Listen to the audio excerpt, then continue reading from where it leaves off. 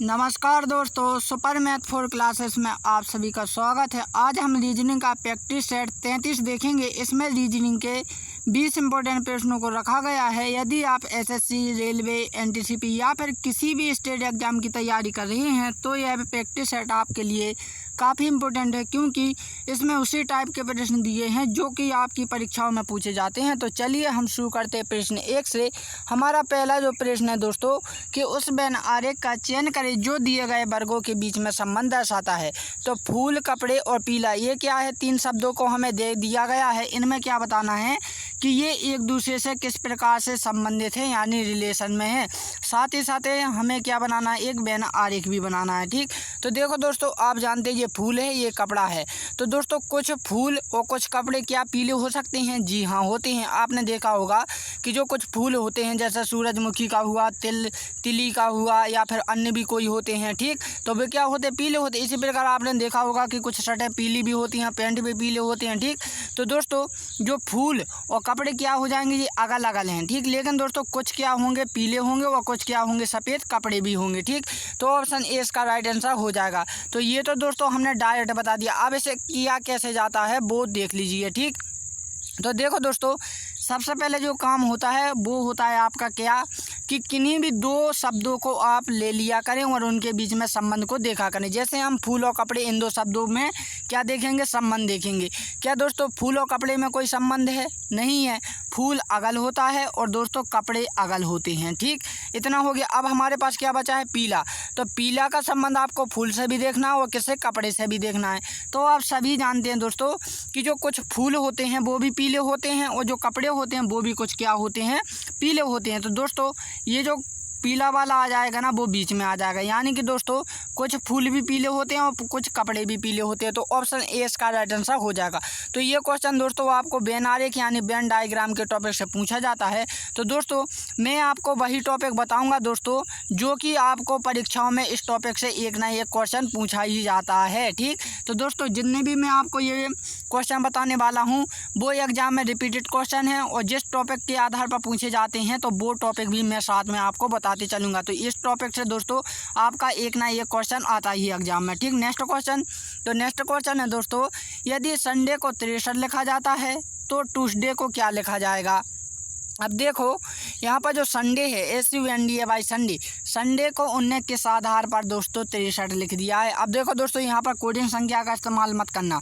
यदि कोडिंग संख्या का इस्तेमाल करोगे ना तो दोस्तों लगभग 100 पर पहुँच जाओगे। ठीक, तो यहाँ पर सिंपल से ट्रिक देख लीजिए कि जो SUNDAY संडे है, संडे में दोस्तों आप देख सकते हैं 6 लेटर हैं। कितने लेटर हैं? 6 लेटर। कुछ नहीं किया है, 6 का उनने स्क्वायर कर दिया है। कितना हुआ? 36 हुआ। और 36 में क्रॉसिंग मैथ यानी कि संख्याओं को पलट दिया है। ठीक, 6 आगे कर दिए और 3 उनने पीछे कर दिया। तो ये कितना हो गया दोस्तों? 63 हो गया। ये हमारा क्या हो गया? लॉजिक हो गया। अब ये लॉजिक तभी माना जाएगा दोस्तों जब आपका इसमें भी अप्लाई होगा। तो आप ट्यूसडे में देख सकते हैं दोस्तों हमारे पास TUESDAY ट्यूसडे यानी कि दोस्तों 7 लेटर हैं। 7 का जब हम स्क्वायर करेंगे दोस्तों तो कितना हो जाएगा? 49 हो जाएगा। 49 की जब संख्या पलटेंगे दोस्तों तो 9 आगे आ जाएंगे, 4 पीछे पहुंच जाएंगे। तो दोस्तों हमारा कितना आ जाएगा? 94, जो कि ऑप्शन डी में दिया हुआ है। तो मुझे उम्मीद है कि आपको ये क्वेश्चन समझ में आ गया होगा। तो देखो दोस्तों ये जो क्वेश्चन आता है सांकेतिक भाषा यानी कोडिंग डिकोडिंग नाम का एक टॉपिक है रीजनिंग में, तो उससे पूछा जाता है। इससे भी दोस्तों हर साल प्रत्येक एक ना एक क्वेश्चन आता ही है। ठीक, नेक्स्ट क्वेश्चन। तो नेक्स्ट क्वेश्चन है दोस्तों, आपके मामा की मम्मी की बेटी के पति की बेटी आपकी कौन लगेंगी? तो देखो दोस्तों बड़े ध्यान से देखना, क्योंकि दोस्तों ये समझने वाले क्वेश्चन है जो कि अक्सर हम जानते भी हैं। ठीक, क्योंकि दोस्तों ये गाँव की भाषा के क्वेश्चन होते हैं। जैसे कि आप देखो ये कौन है? आप हैं।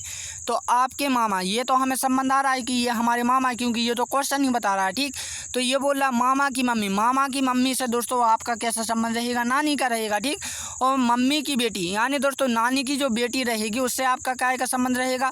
वो रहेगा एक तो माँ का रहेगा दोस्तों और दूसरा जो रहेगा मौसी का, क्योंकि दोस्तों हमें पता नहीं है कि वो हमारी माँ है या फिर कौन है? मौसी हैं। ठीक, तो हम 2 मान लेते हैं, या तो माँ को मान लेते हैं या फिर मौसी को। ठीक, अब वो बोल रहा है के पति यानी दोस्तों उनकी बेटी का जो पति रहेगा या तो हमारे यदि पिता होंगे या फिर मौसिया जी होंगे। ठीक, अब दोस्तों आप जानते हैं कि माँ और क्या हो? मौसी के चाहे तो बेटा हो या बेटी हो, समझ है ना, बेटा हो या बेटी हो, हमारे तो कौन होते हैं, भाई और बहन ही होते हैं। ठीक, तो दोस्तों यही बोल रहा है कि पति की बेटी, यानी पति की बेटी रहेगी दोस्तों, तो वो कौन रहेगी, बहन रहेगी हमारी, चाहे तो वो मामा की हो, सॉरी मौसिया की हो या फिर पिता की हो, हमारी कौन रहेगी, बहन रहेगी। तो ऑप्शन बी इसका राइट आंसर हो जाएगा। ठीक, तो दोस्तों इस टॉपिक से भी आपका एक ना एक क्वेश्चन आता ही है, वो आएगा आपका रक्त संबंध यानी ब्लड रिलेशन के टॉपिक से एक ना एक क्वेश्चन पूछा जाता है एग्जाम में हर साल। ठीक, नेक्स्ट क्वेश्चन, तो नेक्स्ट जो क्वेश्चन रहेगा दोस्तों, यदि एक घड़ी 15 मिनट में 90 डिग्री का कोण बनाती है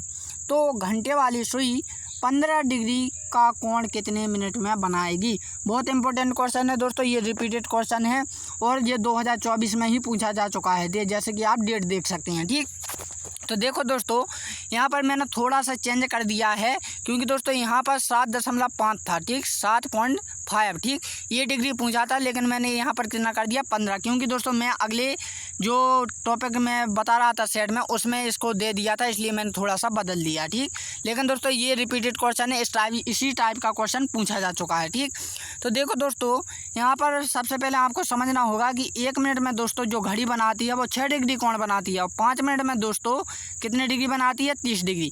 तो आप जानते हैं दोस्तों जो घंटे वाली सुई होती है, जैसे कि हम यहाँ पर बना लेते हैं, यहाँ पर 12 है, यहाँ पर 1 है, यहाँ पर 2 है, यहाँ पर 3 है, यहाँ पर 5 है, 4 है, यहाँ पर 5 है, यहाँ पर 6 है, 7 8 9 10 और 11 तो 12। ठीक, तो यहाँ पर देखो दोस्तों जो ये घड़ी है ये घंटे वाली है। ठीक, जो घंटे वाली सुई है दोस्तों आप जानते हैं कि उसे जो कि 5 मिनट यानी 5 मिनट यानी 30 डिग्री का कोण क्या होता है, तय करना पड़ता है, तभी तो वो दूसरा घंटा बजाती है। ठीक, तो ये आप ध्यान रखें, इसके पहले मैं बताता हूँ, जैसे 15 मिनट में दोस्तों 90 डिग्री का कोण बनाती है। ठीक, और दोस्तों 30 मिनट में कितने का, 180 डिग्री का कोण बनाती है। ठीक, कितने, 180 डिग्री का। अब क्वेश्चन को समझते हैं, तो देखो दोस्तों उसने ये बोला है कि 15 मिनट में। ठीक, तो जो हमारे 5 मिनट हैं, तो 5 मिनट में दोस्तों 30 डिग्री का कोण बनाती है, तो सिंपल सी दोस्तों आप उसमें क्या कर दीजिए, 4 से भाग दे दीजिए। कितने से, 4 से।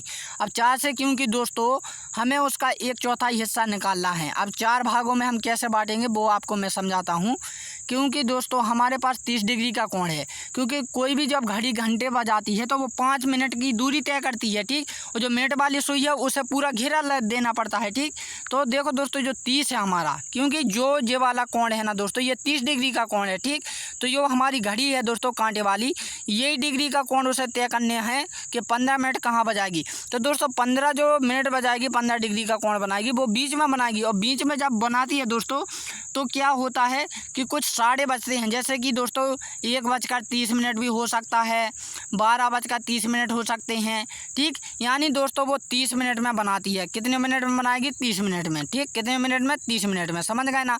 अब मैं और इससे बारीकी से समझाता हूँ, वैसे तो ऑप्शन बी इसका राइट आंसर हो जाएगा, फिर से समझिएगा, थोड़ा शायद मैं समझा ना पा रहा हूँ, लेकिन आप समझने का प्रयास कीजिएगा। ठीक, तो यहाँ पर अब मैं अच्छे से बनाकर बताता हूँ आपको कि दोस्तों जो घड़ी होती है, ठीक, ये हमारी क्या है, एक घड़ी है, समझिए। ठीक, ये 12 हैं और ये 1 हैं। जब दोस्तों यहाँ पर जो मिनट का कांटा है, जो सॉरी घंटे का कांटा है, तो उसे दोस्तों 1 बजाने के लिए ये दूरी क्या तय करनी पड़ती है। और दोस्तों आप जानते हैं कि 12 और 1 के बीच में कितने मिनट होते हैं दोस्तों, 5 मिनट होते हैं। और मैंने अभी हाल बताया दोस्तों 5 मिनट में घड़ी 3 डिग्री का 30 डिग्री का कोण बनाती है, यानी दोस्तों ये 30 डिग्री है। ठीक, कितना है, 30 डिग्री है। तो इसने क्या पूछा, 15 डिग्री। तो 15 डिग्री यानी दोस्तों वो घंटे वाली जो सुई है दोस्तों वो क्या होगी, बीच में होगी। ठीक, 12 और 1 के क्या बीच में होगी, तभी तो 30 डिग्री का कोण बनाएगी। और दोस्तों जब ये 30 डिग्री पर यानी बीच में होगी, तो दोस्तों मिनट वाला कांटा कहाँ होगा, वो होगा 30 पर, 6 पर। ठीक, किस पर होगा, 6 पर, यानी 30 मिनट पर। ठीक, यानी 12:30 में, तभी तो दोस्तों वो 1 और 12 के बीच में होगी घड़ी। ठीक, तो यही मैं बता रहा था दोस्तों, वो 30 मिनट में बनाती है 15 डिग्री का कोण। अब मैं आपको दोस्तों 4 से इसलिए भाग दे रहा था 30 में, क्योंकि देखो 4 सत्ते कितने होते हैं, 28। ठीक, 28 कितने बचे हमारे पास, 2 बचे हैं, 4 पंचे 20। ठीक, तो 7.5 यानी दोस्तों 90 डिग्री। ठीक, यानी 90 डिग्री में 7 कितने बनाएगी, 5 डिग्री का कोण बनाएगी। 30 में कितने डिग्री का कोण बनाएगी, 15 डिग्री का कोण बनाएगी। ठीक, 45 मिनट में कितने का बनाएगी दोस्तों, 7:23 का बनाएगी। ठीक, सॉरी 22 दशमलव कुछ का बनाएगी। ठीक, और जब वो 360 में कितने का बना लेगी, 30 डिग्री का कोण बना लेगी। ठीक, इसलिए मैं आपको बता रहा था कि 4 से भाग भी दे सकते हैं, क्योंकि दोस्तों जो एग्जाम में क्वेश्चन पूछा गया है 15 डिग्री की जगह पर यहाँ पर उन्हें 7.5 डिग्री ही पूछा था, लेकिन मैंने थोड़ा सा चेंज कर दिया। ठीक, तो दोस्तों ये जो क्वेश्चन आता है क्लॉक यानी घड़ी में, इससे दोस्तों कभी कभी पूछा जाता है, हर समय एग्जाम में पेपर में नहीं आता है। ठीक, इसलिए मैंने आपको पहले ही बता दिया। नेक्स्ट क्वेश्चन, तो नेक्स्ट जो क्वेश्चन है दोस्तों कि निम्नलिखित शब्दों को एक तर्कपूर्ण और अर्थपूर्ण क्रम में व्यवस्थित कीजिए। तो देखो दोस्तों यहाँ पर उंगलियाँ हैं, मुँह है, कान है, रोम है और क्या है, हड्डियां हैं। ये बहुत इंपॉर्टेंट क्वेश्चन है दोस्तों। ये 2023 में रेलवे में पूछा, सॉरी ये एसएससी में पूछा जा चुका है। ठीक, और दोस्तों ये रेलवे एनटीसीबी का जो 2024 है इसमें भी पूछे जाने की संभावना है।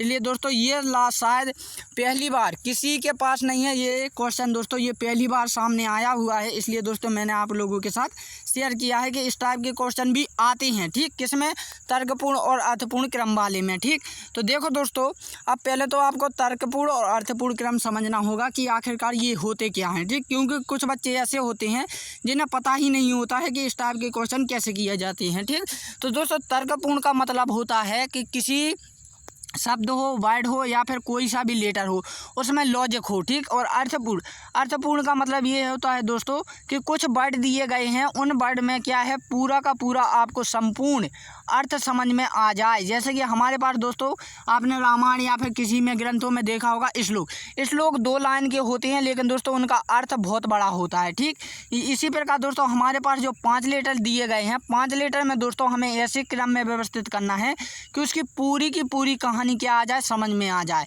अब जैसे कि दोस्तों एक और उदाहरण मान लेते हैं हम, किसका, शायद डिक्शनरी। आपने डिक्शनरी देखी होगी, ए से जेड तक उसमें मीनिंग होती हैं, यानी शुरू से लास्ट तक। ठीक, जब हम कहानी लिखते हैं दोस्तों तो वो भी शुरू से लेकर अंतिम तक लिखते हैं। तो इसी प्रकार दोस्तों ये भी हमें उसी प्रकार जमाना है।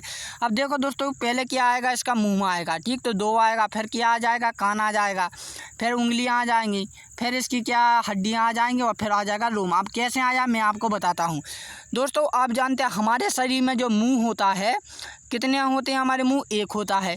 कान कितने होते हैं दोस्तों, 2 होते हैं। ठीक, उंगलियां कितनी होती हैं, 10 होती हैं। लेकिन हालांकि किसी की 11 भी होती हैं, किसी की 12 भी होती हैं, जिसके भी अगल से फिंगर होते हैं। ठीक, अब दोस्तों बात करते हैं हड्डियां 206 भी होती हैं और बच्चों की कुछ 250 के लगभग में होती हैं। ठीक, और दोस्तों रोम की तो कोई गिनती नहीं, ये लगभग 2.25 लाख के लगभग होती हैं। ठीक, तो दोस्तों उनने क्या है कि इनके क्रम के आधार पर हमें जमाना था। ठीक, तो 2, 3, 1, 5, 4 किसी ऑप्शन में है, जी हाँ ऑप्शन सी में है। तो दोस्तों ये जो क्वेश्चन आता है शब्दों का तार्किक क्रम यानी लॉजिकल सीक्वेंस ऑफ वर्ड, ये दोस्तों प्रत्येक एग्जाम में इस टॉपिक से एक ना एक क्वेश्चन पूछा जाता है। ठीक, ये भी दोस्तों 3-4 टाइप के क्वेश्चन बनते हैं। ठीक, नेक्स्ट क्वेश्चन, तो नेक्स्ट क्वेश्चन है दोस्तों निम्न में लुप्त संख्या ज्ञात कीजिए। तो देखो दोस्तों यहाँ पर आपको एक नंबर टेबल दिखाई दे रही होगी, नंबर टेबल में कुछ नंबर भी दिखाई दे रहे होंगे और आपको क्वेश्चन मार्क भी दिखाई दे रहा है। तो सबसे पहले तो जिस बच्चों को इस टाइप के क्वेश्चन पहली बार कर रहे हैं या फिर करना नहीं आता है, तो उनके लिए थोड़ी सी मैं आपको जानकारी दे दूँ कि इस टाइप के क्वेश्चन कहाँ से शुरू किए जाते हैं और कहाँ ख़त्म किए जाते हैं। ठीक, तो सबसे पहले जो फर्स्ट नियम होता है कि आपको देख लेना होता है दोस्तों कि जो बड़ी संख्या है वो किस ओर हैं। तो आप कहोगे सर राइट ओर हैं, तो जो लॉजिक लगाना है दोस्तों वो आपको लेफ्ट से राइट की ओर देखना है। ठीक, यानी 3 से 42 की ओर देखना है। ठीक, अब मान के चलिए दोस्तों यदि आपके पास बड़ी संख्या नीचे होती तो आपको लॉजिक जो देखना था वो ऊपर से नीचे की ओर देखना था। ठीक, यदि इस साइड होती तो आपको इस साइड देखना होता है, बीच में होती दोस्तों तो आपको अगल बगल की 2 संख्याओं से क्या लॉजिक देखना होता है। ठीक, तो समझ गए ना इतना कि कैसे देखना। अब हम करते हैं। तो दोस्तों हमारे पास जो 42 है, कितना है 42, तो दोस्तों 3 और 8 में हम क्या कर दें कि वो 42 हो जाए। तो आप कहोगे सर सिंपल सा है कि इसमें आप क्या इंटू कर दीजिए, तो ये तो हमारा 24 ही हो गया, क्योंकि 8 3 कितने होते हैं 24 होते हैं। तो 24 होगा जब दोस्तों हमारा कितना होगा 24, तो 24 में क्रॉसिंग मेथड का प्रयोग कर दीजिए, यानी संख्याओं को पलट दीजिए, पलट देंगे तो ये कितना हो जाएगा 42 हो जाएगा। तो ये हमारा क्या लग गया लॉजिक लग गया। अब दोस्तों ये लॉजिक तभी माना जाएगा तब जबकि आपकी ये दोनों स्थितियाँ अभी कौन हो फॉलो करें। ठीक, हम देख लेते हैं कि 3 चौके 12, 12 में जब हम पलटेंगे दोस्तों तो कितना आ जाएगा 21 आ जाएगा। इसी प्रकार 6 दूनी 12 ये भी होंगे, तो 12 को जब हम पलटेंगे दोस्तों तो 1 आगे आ जाएगा और 2 पीछे चले जाएंगे, तो ये भी कितना आ जाएगा हमारा 12 हो जाएगा। ठीक, तो दोस्तों इसका 12 को हम पलटेंगे, ठीक, क्योंकि 6 दूनी 12, 12 को जब पलटेंगे तो 21 हो जाएगा, ठीक। तो ऑप्शन सी इसका राइट आंसर हो जाएगा। तो ये जो क्वेश्चन आता है दोस्तों अभिव्यंजक संख्या सारणी मैट्रिक्स एंड नंबर टेबल में से। तो दोस्तों मैं आपको बता दूं पहले ही कि इससे रिलेटेड क्वेश्चन आपको ज़रूरी नहीं है कि लेटर में दिया रहे या फिर नंबर में दिया रहे या फिर दोस्तों टेबल में दिया रहे, शायद आपको किसी भी डायग्राम में दिया जाए, लेकिन प्रत्येक डायग्राम के जो मिसिंग नंबर वाले क्वेश्चन होते हैं उनके लिए क्या है दोस्तों लॉजिक अलग अलग होता है, वरना आप सभी में इसी टाइप का लॉजिक अप्लाई करो, ऐसा कभी नहीं होगा, ठीक। टेबल वाले में यही लॉजिक अप्लाई होता है, ठीक। और जो दोस्तों आपको गोल सर्कल वाला आता है ना मिसिंग नंबर का, उसमें दोस्तों अगल वाला टाइप का क्या लॉजिक होता है, ठीक। और जो त्रिभुज टाइप के होते हैं दोस्तों उनमें और अगल वाला होता है, ठीक। इसलिए दोस्तों जितने भी मिसिंग नंबर होते हैं जो आपको किस में आए शायद डायग्राम के तौर पर आते हैं तो उनमें अगल अलग लॉजिक होता है, तो ध्यान रखें, ठीक। और इससे रिलेटेड क्वेश्चन आपको दोस्तों एक ना एक आता ही एग्जाम में, हर एग्जाम में पूछा जाता है, ठीक। नेक्स्ट क्वेश्चन, तो नेक्स्ट क्वेश्चन है दोस्तों निम्नलिखित प्रश्न में दिए गए विकल्पों में से असंगत समूह का चयन करें। अब देखो दोस्तों आपको सबसे पहले जो जरूरी है वो क्या है असंगत। असंगत तो दोस्तों मैं आपको एक चीज़ और बता दूं, किसी बच्चों को ये शायद यही नहीं पता होगा, तो असंगत की जगह पर दोस्तों 3-4 वर्ड आएंगे तो मैं आपको लिख कर बता देता हूँ। असंगत की जगह पर दोस्तों आपसे विषम भी पूछा जाएगा, ठीक। क्या पूछा जाएगा? विषम, ठीक। विषम की जगह पर दोस्तों आपको अगल भी पूछा जाएगा, क्या? अगल अगल, ठीक, अगल समूह। या फिर दोस्तों मेल जोल समूह नहीं है, क्या? मेल जोल समूह नहीं है। तो ये 4 वर्ड आ सकते हैं, तो आप ध्यान रखें एक ही क्वेश्चन में आते हैं, ठीक। तो देखो दोस्तों असंगत का मतलब ये होता है दोस्तों कि जैसे कि आपको कितने 4 लेटर दिए गए हैं, 4 ऑब्जेक्ट दिए गए हैं, ठीक। कितने दिया गए? मैं कहूँ दोस्तों मैं कहूँ तोता, कबूतर, ठीक, मोर और भेड़िया। तो मैं आपसे कहूँ ये मैंने आपको 4 ऑब्जेक्ट दे दिए हैं, इसमें से बताओ 3 एक से बोले हैं मैंने और 1 अगल बोला है। तो आप बोलोगे जो आपने तोता, कबूतर और मोर बोली हैं ये क्या है? 3 पक्षी हैं, ठीक। और जो भेड़ है वो क्या है दोस्तों? एक पशु है। तो ये क्या हो जाएगा? अगल हो जाएगा। यानी दोस्तों 4 ऑब्जेक्टों में से आपके 3 ऑब्जेक्ट क्या होते हैं? एक से होते हैं, और जो चौथा होता है दोस्तों वो क्या होता है? अगल होता है, ठीक। तो दोस्तों यही हमें इसमें बताना होता है, ठीक। तो हमारे पास 4 ऑब्जेक्ट क्या दिए हैं? ACP दिया हुआ है, ठीक, IPS दिया है, ACP, DCP और कल्चर। तो देखो दोस्तों आप देख सकते हैं कि ACP, ठीक, IS और DCP ये क्या है दोस्तों? सरकारी पद हैं। क्या है? सरकारी पद हैं। लेकिन दोस्तों जो कल्चर है वो प्रकृति से संबंधित है, ठीक। तो दोस्तों इसका जो अगल जो हो जाएगा दोस्तों वो क्या हो जाएगा? कल्चर। यानी दोस्तों ये 3 जो हैं वो सरकारी हैं, एक से हैं, लेकिन जो कल्चर है दोस्तों ये प्रकृति है, ठीक। तो ये अगल हो जाएगा, ठीक, ये नेचर है हमारा। तो दोस्तों ये जो क्वेश्चन आता है शब्दों का वर्गीकरण यानी क्लासिफिकेशन नाम के टॉपिक से, तो दोस्तों ये प्रत्येक एग्जाम में नहीं पूछा जाता है, ये टॉपिक क्या है? बदलता रहता है, ठीक। तो मैंने पहले ही कहा था दोस्तों मैं आपको वे क्वेश्चन बताते जाऊँगा जो कि प्रत्येक एग्जाम में उस टॉपिक ज्यों क्यों रहता है वो कभी नहीं बदलता। तो दोस्तों जितने भी मैंने आपको बताए हैं ना कि जो मैं आपको बोलता हूँ कि जो प्रत्येक एग्जाम में पूछा जाता है तो वो टॉपिक दोस्तों कभी नहीं बदली, ठीक। लेकिन दोस्तों ये वाला जो टॉपिक है ये बदल जाता है, इसकी जगह पर शायद दूसरा टॉपिक आ जाए, ठीक। लेकिन मैंने बता दिया है कि कभी कभार क्या है इसी में से भी पूछ लिया जाता है। नेक्स्ट क्वेश्चन, तो नेक्स्ट क्वेश्चन है दोस्तों नीचे 2 घनों को दर्शाया गया है, इनमें से संख्या 4 के विपरीत कौन सी संख्या होगी? तो देखो दोस्तों जब भी आपको क्या है पासे वाले कोई भी क्वेश्चन आए एग्जाम में तो उन्हें किस टाइप से करना होता है? तो सबसे पहले तो दोस्तों आपको क्या है कि दोनों में कॉमन संख्या देख लेनी है। कॉमन संख्या बोलोगे सर इसमें के है, इसमें भी के है।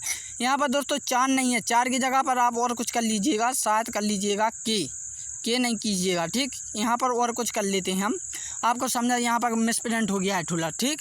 तो आप समझ लीजिए, समझने में आ जाएगा, ठीक। तो के है तो दोस्तों के बाद फिर आपको घड़ी की दिशा में चलना होता है। जैसे के बाद दोस्तों घड़ी कैसे चलती है? ऐसे चलती है, जी पर गई, जी के बाद किस पर गई? टी पर गई, ठीक। तो जी के सॉरी एक मिनट यहाँ पर कुछ गलत हो गया है, ठीक। कितना? के, जी और टी, क्योंकि दोस्तों ऐसी तो घूमी, ठीक। इसी प्रकार दोस्तों यहाँ से शुरू करेंगे, के बाद बी पर जाएगी, बी के बाद ए पर जाएगी, तो के, बी और ए, ठीक। तो आप यहाँ पर देख सकते हैं दोस्तों जो टी के विपरीत है वो ए है और जी के विपरीत बी है और के विपरीत कभी बी नहीं हो सकता, ठीक।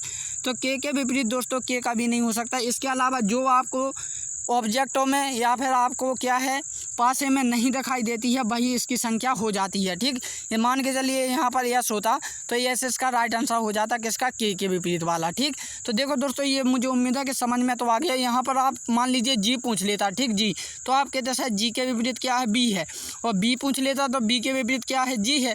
इसी प्रकार ए पूछ लेता दोस्तों तो आप बोलते ए के विपरीत टी है और टी के विपरीत ए है। आपसे पूछता के, तो के दोस्तों वो होता है, क्योंकि के जो विपरीत होती हैं दोस्तों संख्याएं वो एक दूसरे के ऊपर सेम संख्या नहीं हो सकती हैं। तो जो या तो आपको पासे में नहीं दिखाई दे रही हैं या फिर दोस्तों आपको ऑब्जेक्ट में देकर रखी हुई है जो कि आपको पासे में नहीं है और वो अगल है, तो दोस्तों उसका जो राइट आंसर हो जाता वही हो जाता। जैसे कि मैं आपको यहाँ पर दे देता एस की जगह पर, सॉरी टी की जगह पर एस दे देता, तो आप कहते जी तो इसमें है, ठीक, ए भी इसमें है और के भी इसमें है, तो ये नहीं हो सकते थे, एस इसका राइट आंसर हो जाता के विपरीत वाला। ठीक, तो समझ गए ना। तो इस टाइप के क्वेश्चन आपको इसी प्रकार से करनी होती हैं। ठीक, नेक्स्ट क्वेश्चन। तो नेक्स्ट क्वेश्चन है दोस्तों, निम्न शब्दों के अक्षरों का संबंध ज्ञात कीजिए। जैसे कि गुलाब का संबंध फूल से है तो शेर का संबंध यहाँ पर बताना है। तो देखो दोस्तों जो गुलाब है वो क्या है, एक प्रकार का फूल है, समझ गए ना। ठीक, तो जो शेर है दोस्तों, शेर क्या होगा, तो शेर दोस्तों जानवर होगा, क्योंकि दोस्तों जानवर, देखो यहाँ पर जो गुलाब है दोस्तों, गुलाब की जगह पर हम कोई सा भी नाम लेते हैं, जैसे कमल, सूरजमुखी, तेल, ठीक, तिली का फूल या फिर कुछ प्रकार का वो रहेंगे तो सभी फूल। इसी प्रकार दोस्तों यहाँ पर भी हम चाहे वो शाकाहारी पशु हों चाहे मांसाहारी पशु हों, यानी किसी का भी हमें यहाँ पर नाम रख दें, जैसे गाय, मोर, गाय, ठीक, गाय भाई, भेड़िया भाई, चीरा भाई, तो वो रहेंगे तो कौन, जानवर। इसलिए दोस्तों ये ऑप्शन सी इसका राइट आंसर हो जाएगा। कुछ बच्चों ने मुझे ये भी बताया कि इसका आंसर प्राणी होगा। देखो दोस्तों प्राणी हो सकता था जब आपके पास जानवर ऑप्शन ना हो, लेकिन दोस्तों आपके पास प्राणी भी है और जानवर भी है, तो इसका जो राइट आंसर होगा वो होगा जानवर। प्राणी के मैं इसलिए बताता हूँ दोस्तों, प्राणी में पशु भी हो सकते हैं, जीव जंतु, पौधे, जंगल मंगल सब हो सकते हैं। ठीक, तो आप इस चीज़ों का ध्यान रखें। ठीक, इसलिए दोस्तों इसमें मनुष्य भी आ जाते हैं प्राणी में। ठीक, तो दोस्तों ये जो क्वेश्चन आता है सादृश्यता परीक्षण यानी एनालॉजी वाले क्वेश्चन से लिया जाता है। Next question. तो नेक्स्ट जो क्वेश्चन है दोस्तों, यदि 30 जनवरी को रविवार हो तो 26 फरवरी को क्या होगा। देखो दोस्तों इस टाइप के क्वेश्चन आपको कैसे करने हैं कि जनवरी का महीना कितने दिन का होता है, 31 में से जो आपको डेट देकर रखी होती है उसे घटा दीजिएगा। ठीक, फिर दोस्तों आपको जहाँ तक जाना है, जिस डेट का आपको पूछा गया है फरवरी, वो उसमें आपको क्या कर देनी है, प्लस कर देनी है। तो ये हम घटाएंगे तो एक बचेगा, टोटल कितना हो जाएगा 27 में दोस्तों आपको 7 से भाग देना। आप 7 से भाग क्यों देते हैं दोस्तों, क्योंकि हमारे पास 7 ही दिन होते हैं। कितने होते हैं, 7 ही दिन। 7 में बात देंगे दोस्तों, 7 3 21 के बाद दोस्तों जो आपके पास शेष बचता है ना, हमें वो ही देखना होता, बाकी से कुछ मतलब नहीं। ठीक, तो शेष कितना बचा दोस्तों, हमारे पास 6 बचा। अब दोस्तों हमारे पास रविवार है तो रविवार में 6 कदम आगे चाहिए, यानी 6 जो होते हैं दोस्तों दिन आगे चलिए। तो देखो रविवार के बाद क्या आ जाएगा, सोमवार आ जाएगा, सोमवार के बाद मंगल, बुध, गुरु, शुक्र और फिर शनि। ठीक, यानी कि 3 और 3 6 दिन जोड़ दिए तो शनिवार इसका राइट आंसर हो जाएगा। ठीक, नेक्स्ट क्वेश्चन। तो नेक्स्ट क्वेश्चन है दोस्तों, यदि 15 जनवरी को रविवार हो तो 15 मार्च को क्या होगा। अब इसका क्वेश्चन कौन कौन बताएगा वो मुझे कमेंट करके बताना। कमेंट कर करके नहीं पूछता हूँ दोस्तों, ये खुद ही मैं बताता हूँ, क्योंकि ये नया वाला क्वेश्चन है जो अधिकतर बच्चे गलत कर देते हैं। तो देखो दोस्तों यहाँ पर जो डेट है वो फिक्स नहीं दी गई है। ठीक, क्या है, फिक्स नहीं दी गई। अब दोस्तों हमें किसका महीना रखना है, फरवरी का महीना रखना है। किसका, फरवरी। ठीक, फरवरी। और सभी जानते हैं दोस्तों लीप ईयर जो वर्ष होता है वो 29 का होता है। ठीक, और जो साधारण वर्ष होता है वो फरवरी का 28 दिन का होता है। लेकिन दोस्तों इनने यही गलती कर दी है कि हमें फरवरी का महीना नकना है, लेकिन इनने क्या दिया है दोस्तों, सन नहीं दिया। यदि वो कहते 15 मार्च 2010 को, ठीक, क्या है, रविवार है, तो 15 मार्च को क्या होगा, तब हम मान लेते दोस्तों कि जो 10 है दोस्तों वो क्या है, एक साधारण वर्ष है। ठीक, तब हम मानते कि जो फरवरी है वो 28 दिन की है।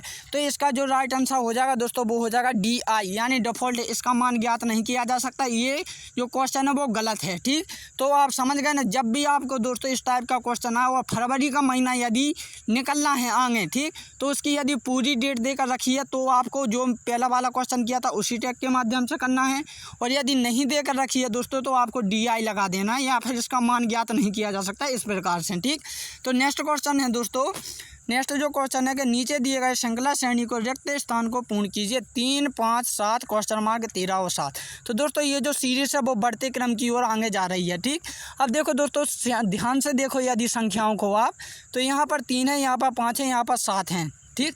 तो ये कैसी संख्या दोस्तों, अभाज्य संख्या। अभाज्य संख्या मतलब दोस्तों जो स्वयं से कटती हैं या फिर एक से कटती हैं। तो देखो 3, 5, 7 ये क्रम से हैं। तो इसके बाद दोस्तों जो 7 के बाद क्रम से आएगी वो आएगी 11। तो ऑप्शन बी इसका राइट आंसर हो जाएगा। तो दोस्तों ये जो क्वेश्चन आता है सीरीज परीक्षण, इसमें से दोस्तों पैते के एग्जाम में पूछा जाता है। ये टॉपिक कभी भी चेंज नहीं होता है। ठीक, एक ना एक क्वेश्चन आएगा, चाहे वो लेटर में आए या फिर आपको नंबर वाली में आए। ठीक, तो इसके 2 क्वेश्चन आते हैं और ऐसा नहीं है 2 क्वेश्चन आते हैं। ठीक, नेक्स्ट क्वेश्चन। तो दोस्तों एक डिजिटल घड़ी में 10:50 हो रहे हैं, तो जल में प्रतिबिंब क्या होगा। तो इस क्वेश्चन को दोस्तों आप मुझे कमेंट करके बताएंगे। तो दोस्तों यदि आपको ये सेट अच्छा लगा है तो प्लीज़ इस वीडियो को लाइक एंड सब्सक्राइब करें। तो दोस्तों अब हम मिलते हैं 34वें सेट में। तो दोस्तों तब के लिए जय हिंद एंड जय भारत।